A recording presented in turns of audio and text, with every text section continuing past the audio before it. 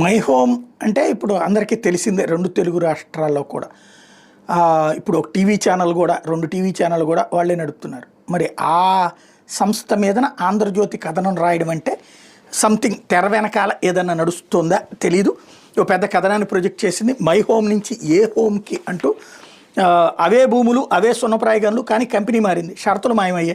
Cement factory పెట్టి దానికోసమే సున్నప్రాయ వాడాలంటూ my home కేటాయించిన గనులు ఇప్పుడు రాధాంగా ఇండస్ట్రీస్ అనే మరో కంపెనీకి బదిలీ చేశారు. అందులో క్యాప్టివ్ అనే షరతు లేదు. మరో విశేషం ఏంటంటే రాధాంగా ఇండస్ట్రీస్ చిరునామా కూడా మై హోమ్ హబ్లోనే ఉంది. అంటే మై హోమ్ సంస్థకి షరతులతో కేటాయించిన సున్నప్రాయ గనులని అదే కంపెనీ ఏర్పాటు చేసుకున్నటువంటి అనుబంధ సంస్థకి కేటాయించారనే అనుమానాలు తలెత్తుతున్నాయి.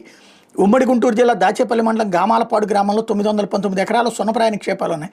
వాటి విలువ వేల కోట్లు ఉన్నాయి. రాష్ట్ర విభజన అనంతరం ఈ భూముల్ని మై హోమ్ ఇండస్ట్రీస్కి 2016 డిసెంబర్ 12 ఉత్తర్వులు జారీ అయ్యాయి.